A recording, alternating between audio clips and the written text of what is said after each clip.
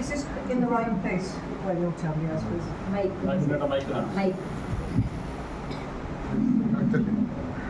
It's okay. Yeah, okay. As long as it's fine for you. Okay. Fine. Now, it's a classic situation. You get to a place, this place in this instance, and you know you're supposed to be, on some level, talking about William Shakespeare.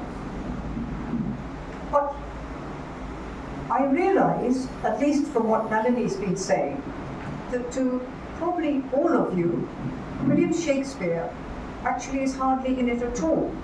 Because what you're actually attuned to and thinking about and learning about and hearing about and seeing the films about and all that about the plays of William Shakespeare. But I realise, actually, I've been thinking all the time today and yesterday morning when this all started, I was actually only thinking about William Shakespeare. I never even thought of one of his plays. I mean, I have favourites. I've been fortunate enough, I mean, very fortunate, when I did live in the UK, to see, I don't like to say this, I would think it sounds like boasting, but it is maybe, that really when you see a William Shakespeare play done in Stratford-upon-Avon, which is the heartland of where he came from anyway, you really are seeing wonderful theatre. So I know that William Shakespeare was actually somebody who wrote plays which became theatre, but in a kind of bizarre way that never entered my mind. So what I have been doing here is finding out about William Shakespeare, the man, who maybe is interesting, of course, but at the same time, I don't really know whether that's what you've come here to hear about. Because I'm sure, because I know how you all like to, take a play apart and think about a play and talk about it and everything. But maybe I'm not going to give you what you've been expecting. So also, because this happened quite speedily, I have written down, and if you don't mind, I better read it because I don't want to go all over the place, which is something about, really, in the end, William Shakespeare, the man. So bear with me, as they say. As is now abundantly obvious to us all, every era has its highs and lows. And in the Middle Ages, almost every reign had its turbulent times. While the 100-Year Wars between 1337 and 1453 decimated the country, the answer to dissent was invariably a summary execution. One of the most difficult reigns was that of the six times married Henry VIII, a despot who reigned for 40 years, 1491 to 1547.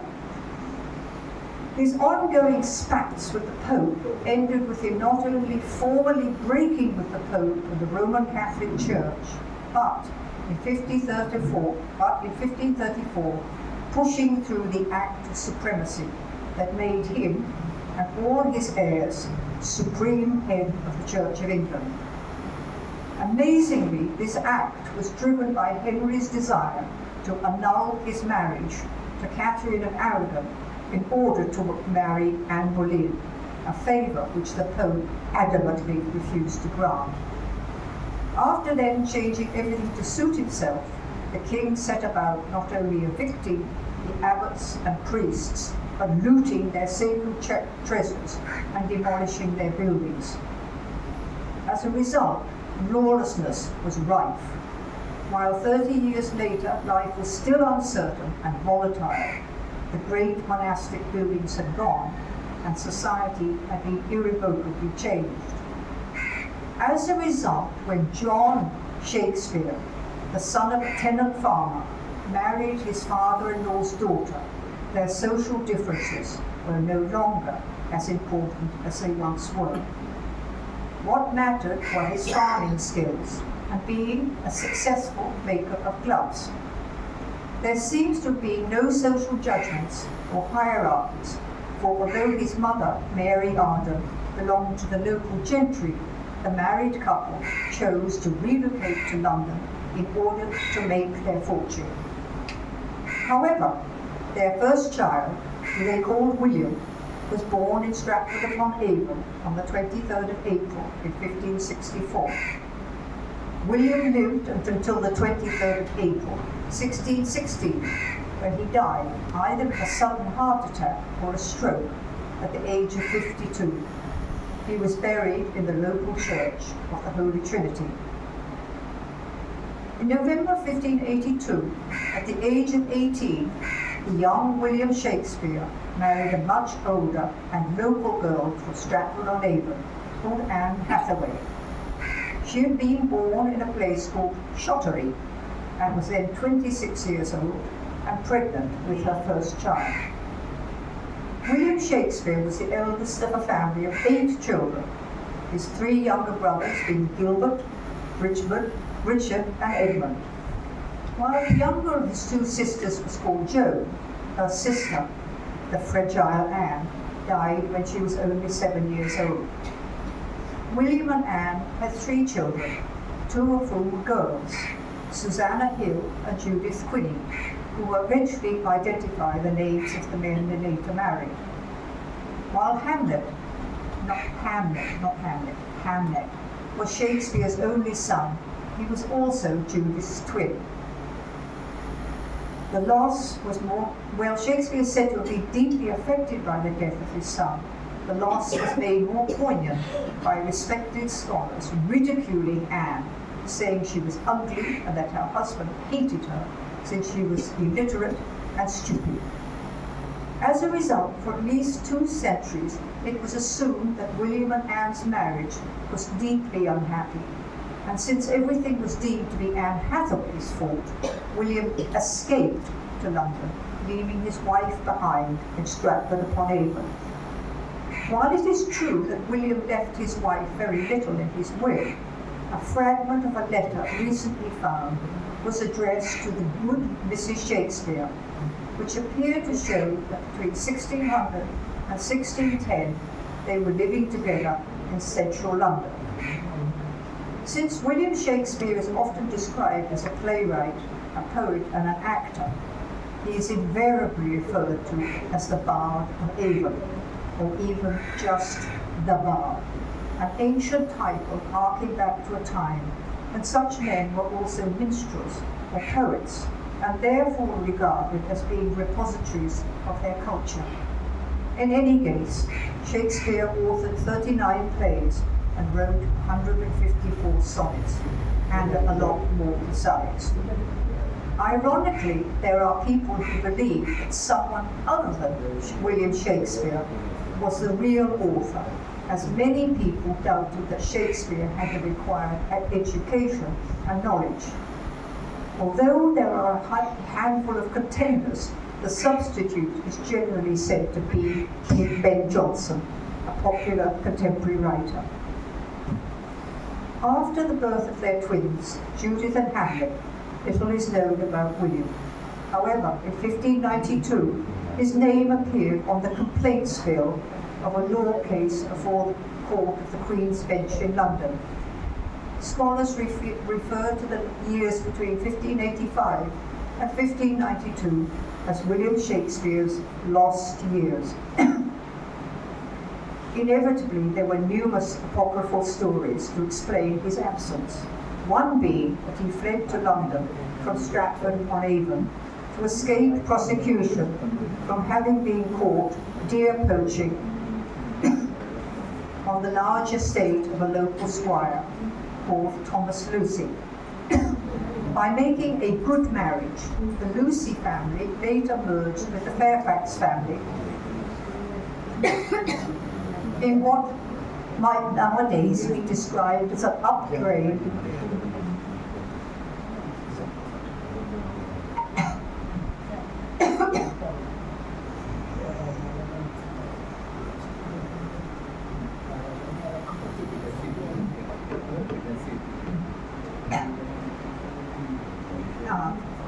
By making a good marriage, the Lucy family later merged with the Fairfax family, in what might nowadays be described as an upgrade when they changed their name to Fairfax Lucy. Shakespeare is said to have retaliated by writing a scurrilous ballad about the family.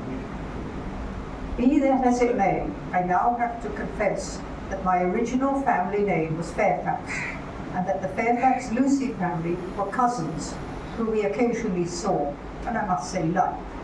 Of course, there were numerous family jokes about deer poaching.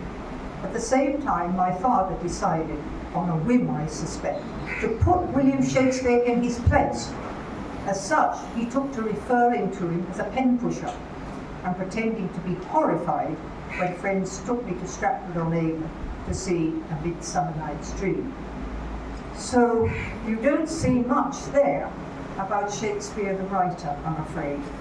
But, I mean, the Shakespeare and what he produced. But at the same time, when you know somebody's background and how they lived and how they survived and all those, you get an extra dimension onto how that affects the work that they then do. And if you know that, actually it was a hand-to-mouth existence when they were young, and then things got better, but always there was the fear that ran through those kind of decades, really, when you never knew quite how safe you actually were. And in one of Shakespeare's plays, which has always interested me, because I've seen it in two versions, as it were, is Richard III. Now, depending on where you come from, Richard III is a hero or a killer. And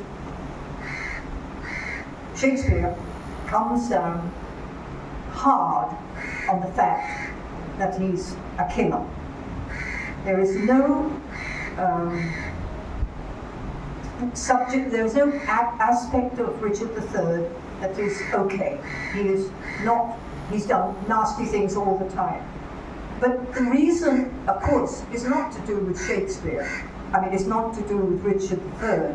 It's to do with when the play was written. And that is because politics comes into it. Because Richard III was actually killed, the famous line, my horse, my kingdom for my horse, was because he was in the process of dying, having fallen off his horse, and he was being stabbed to death. But actually, he was an extraordinary administrator, loved by his soldiers, always an indication of something, and always took care of his men and things like that. So why was he so vilified by Shakespeare?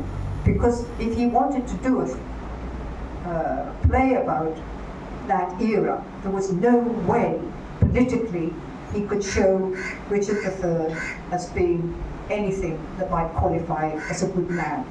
So there's a lot of politics running through the later plays, simply because he was having to tiptoe around the edges of what he could get away with. And it's those things which actually, again, give you a play which actually Richard III, Shakespeare, really ruined Richard the play. There is no way the good side of him can come back, because he did such a hatchet job that we all believe that he was a really nasty piece of work, except for the families that actually worshipped him. So I haven't given you or even begun to give you anything about my opinions or feelings or about the plays of Shakespeare, which I've not seen halfway enough of them. But it's as when a subject like that gets further and further away from when it was actually written, it becomes. Richard starts looking at why is he hated so much? Because he could not take the chance of showing because the people that came to power were the other side of the people that stayed in power and went through and became basically the Tudor. The Tudors were the guys that won. So you had to remind everybody that Richard was really a nasty piece of work when he actually wasn't. So that's really what I probably have to say.